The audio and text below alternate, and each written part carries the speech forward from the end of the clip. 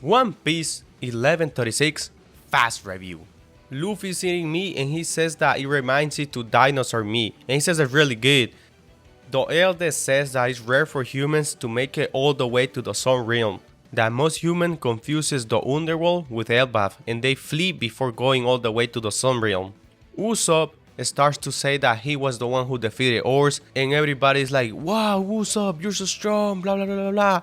And then we see how other giants are like really weird out because Jinbe has blue skin and they be like, oh, why are you blue? And then he says that they should go to the Fishman Island and they're gonna see a lot of different colors over there. And then of course, again, we have Sanji simping for the girls and the girls are like, oh, you're so silly, Sanji. Also, Brook is singing and playing his guitar, and Nami says that it's really weird because those giants never went to sea, and Zoro says that he assumed that all the giants were pirates, but no, they're not apparently. And we see that Rhodes is there and start asking for forgiveness to Nami. And basically everyone's making fun of him, saying that he has to proper ask for forgiveness, and other people are like, oh, we make him do it. And then Zoro says, well, you're here because Uso stopped me. If he didn't, I would have cut your head. And then Rhodes gets scared, and then the other giants tell him that he should have seen their bounties before he picked a fight with them.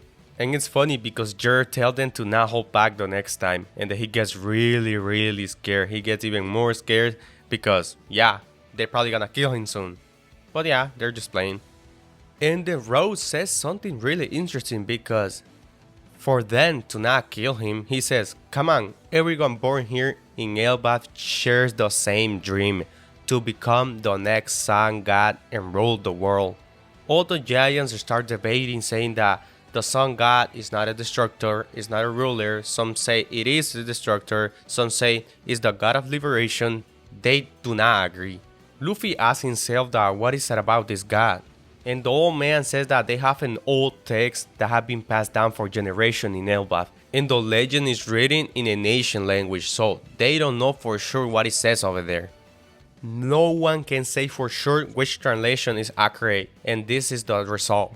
According to the text, the world has already been destroyed twice before, and the name of Sun God Nika is involved after each instance. Who can say if he was the world's savior or the greater destroyer who brought it crashing down? All we know for sure is that he brings great change, and that's why the rulers of today always tend to fear Nika's return. Luffy says that that's the guy Bunny mentioned before, and the old man says yes, the sun god Nika has become a symbol, someone the hopeless and desperate turn into for salvation. They say that Nika is surrounded with white clouds, with white hair, and white clothes to boots, and he is said to have a contagious laugh. And Luffy says, no wonder everyone's been saying I look similar, but I have nothing to do with that god. And the other giants tell Luffy to not be so dismissive. You'd understand if you were born on Elbaf. We all look up to Nika. The old man says Loki was the same. I believe his motives for Harold's murder was his attempt to follow in Nika's footsteps. And somebody says, nothing can justify what he did, Elder. Luffy's like, Loki, is he a good guy?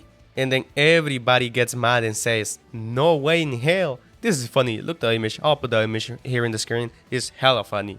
They start telling Luffy that there was a prophecy before Loki was born that foretold the King Harold that his own son was gonna kill him. And shortly after his birth, the royal steed, the horse of fortune, died. And that was the same year that Li Ling murdered the legendary hero Jarul. And also a year after, the queen died. And at 10 years old, Loki killed a lot of beasts. They have a lot of animals, and he killed a lot of animals. And the other ones, he tamed them and used them to destroy the village. And in the same castle, Loki killed King Harold, the greatest monarch Elbaf ever knew. A splendid wise man who tried to connect with the outside world to get people to see beyond Elbaf's fear reputation as a land of warriors. Lord Jarl was stabbed trying to stop Loki. My helmet saved me in the end. It didn't save anything. And Loki's story ends 6 years ago when he went to sea, but red-haired Shanks captured him. And Luffy gets hella happy. He says, Shanks? Shanks really came here? Yeah, in fact, he was just here early. I'm not sure where he went off though. Zoro and Luffy go talk in private. Zoro tells Luffy, I thought you were acting really weird. To explain it, you realize that Loki is a Kingslayer, right? Everything he told you was obviously a lie. And Luffy gets mad and he said he knew where Shanks was. Do you have any idea how badly I wanna see him again? Yes, I have heard 1,000 times. Sounds to me like Loki is just tricking you. How will you know that? You never met Loki yourself. And Zoro says, I haven't, I just guess based on the reputation. And Luffy says, if that was really a lie, I'm gonna send him flying.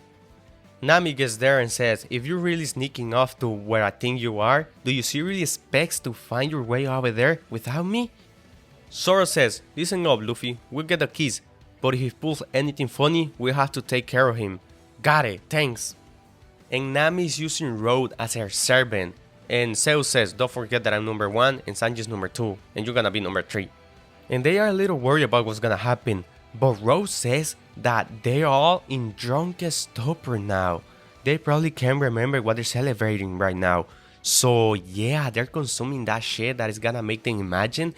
And this is gonna make everything really difficult. And that's gonna make Luffy probably like really dreamy and start hallucinating. So this is gonna get out of hand. And we get to the last part, the good old G part.